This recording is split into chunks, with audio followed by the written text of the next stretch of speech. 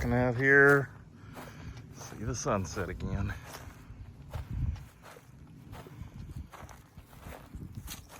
Welcome everyone to Living in Our 50s vlog today. Let's say the 10th of January, day 10 of the vlog, and a day off from working out.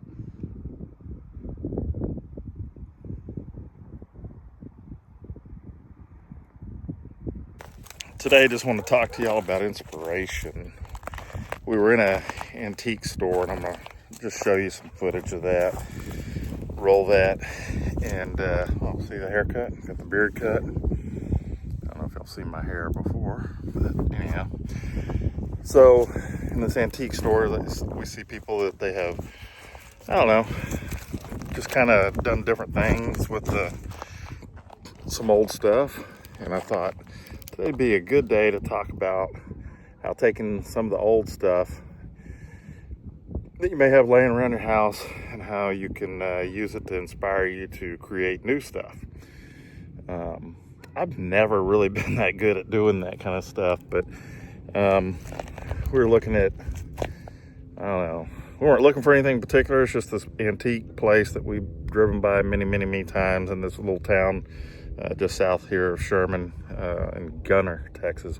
Spelled Gunter, Gunter, but you pronounce it Gunter. They're real famous for their football team. So it's a small town, and I'm really into windmills.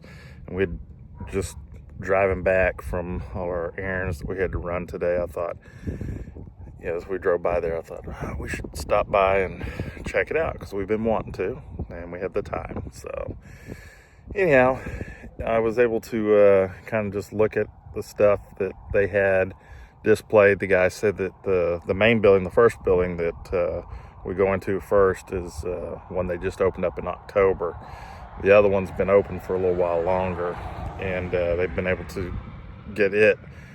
Everything's really well organized in there. My wife was really commenting about most antique stores it's cold, sorry.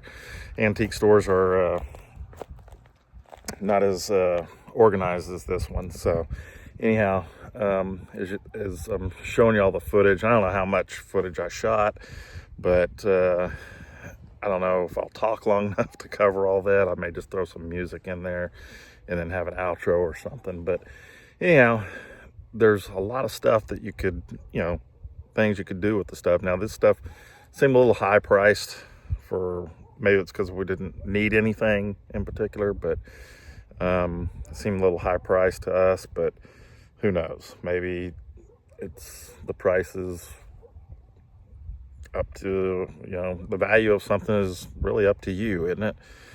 So I just wanted to talk to y'all a little bit about repurposing old things. I think all my daughters are really good at it, but one in particular is my middle daughter, Rachel. She's good at thrifting and going to places and getting stuff that she can purpose. She's kind of that old soul, if you will. She's actually on her honeymoon right now. They got married December 1st, her and her husband. So it is, I'm switching subjects here, but I just want to briefly mention that she is really good at thrifting and repurposing things. So, and she likes to do that instead of buying new stuff. She likes to buy used stuff. So, I'm trying to think of something. There's these little glass things, and I hope I got video of them. I think they went on top of telephone lines, like let me see if I can get that. Like up there, like the little glass things, I think go up there. I think that's what they're for, to insulate the wires or something. I don't know. Not really sure what they're for, but then there's these stands. It looks like a foot upside down, but apparently it's for cobblers to put boots on and to resole the boots. And until I read the name of them, I didn't know what they were. I just thought it'd be a place where I could set my foot up there and tie my shoe, because when you get older and you get fat, it gets harder to tie your shoes. If you don't know that, it's because you're not old or fat, I guess. So I just looking around, I didn't really see anything that I needed, but a lot of stuff that I thought was cool. Some of them were the wagons and things. My wife does a lot of genealogy, and some of the old wagons, like when we first got out, I think I videoed some of that stuff. The wagons that maybe our ancestors came here to Texas in. There's some crazy stories. My wife doing the genealogy, I'm shivering now, so I'm gonna have to go in. But doing the genealogy stuff, it's just it's opened my eyes to all the things that, you know, the hardships that people had to go through to get to where they were going. And we often jokingly will say, I think it was after watching 1923 or whatever, one of those shows, Taylor Sheridan shows. Can y'all see that sunset? Yeah, look at that. Can't see me as well now, but look at that sunset. Anyhow, those people that made it all the Oregon, all the way to Oregon, they were badasses, all right? Because they had to go through Indian territory and all that kind of stuff. And it's just, so they had some of those wagons there, and it was kind of cool watching that and taking a look at those. Then they had carriages, like horse-drawn carriages, something you'd see like maybe in the Amish part of the country. And anyhow, that was, I'm gonna build a fire, so I'm gonna grab some firewood on my way. Anyhow, that was some stuff that we're looking at out there too. Just amazed by how they had collected some of these things. We drove through and around a lot of farms out there. There's a real big farm out that direction called the Glendenning Farms. They owned a lot of that property that the roads are built on, and that they're selling off, and one day there'll be subdivisions there. Some of these farms are going to the wayside, so it's you know, they're building these subdivisions everywhere because this area is just expanding, booming. Because, you know, here in Sherman, they built a couple semiconductor plants, and they got the big Apple contract. So they're going to be booming. It's going to be booming out here for a while, I have a feeling. Yeah, as I grab this wood, try not to dump it everywhere. Just want to talk to y'all about repurposing things. And, I wish I was better at doing that kind of stuff, but I'm not. But doesn't mean we can't be, right? You can create more with less. In other words, less new stuff, and just create with the stuff you have. So let that be. Alrighty, guys, so I had to come inside. It was just too cold out there. Got some firewood together, but I just wanted to encourage y'all to look at things maybe in a new set of eyes. Try to find the beauty within on things, and maybe you can repurpose them or donate them somewhere where they can be useful to someone else, where they can maybe use them. There were some old telephone booths that they had, pretty expensive, but man, it'd be cool to have one of those just sitting on my back patio or something, just for nostalgia reasons. Can't find any other reason why I'd want one, but you know, they're just kind of cool. It'd be cool to have. So with all that said, it was just a day running around getting things done. Had to go help a buddy with his RV, get the trim work back up on one of the slides. It started coming off.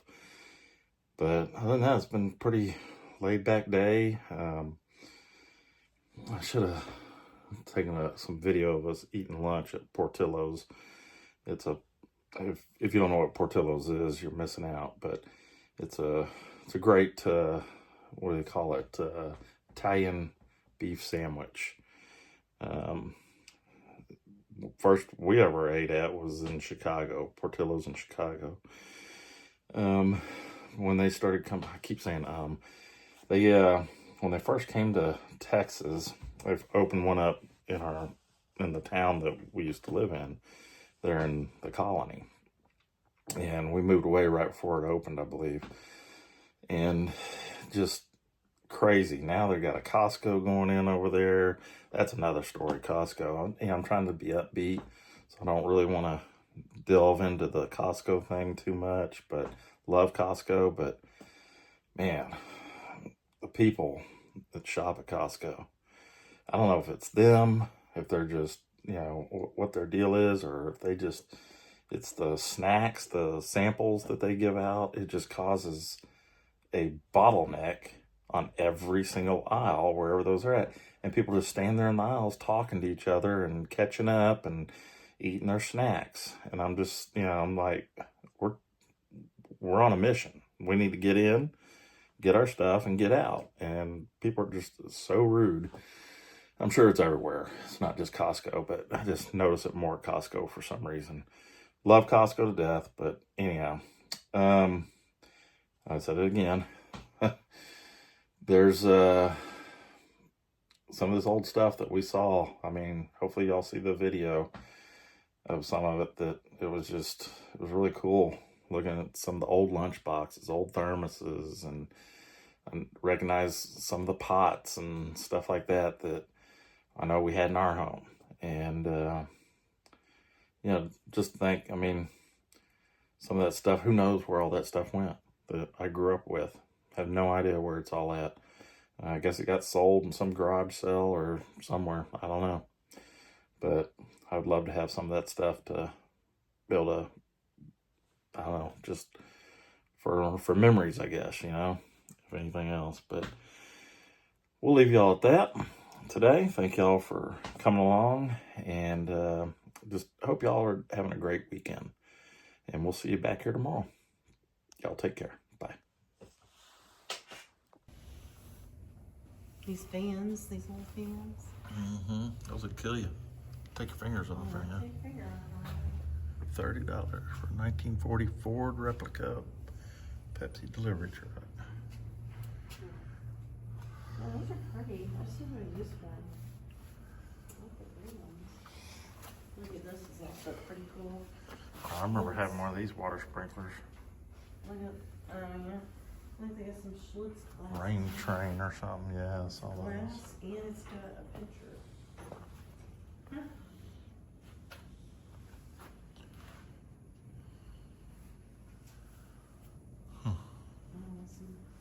Interesting little store. Look at this.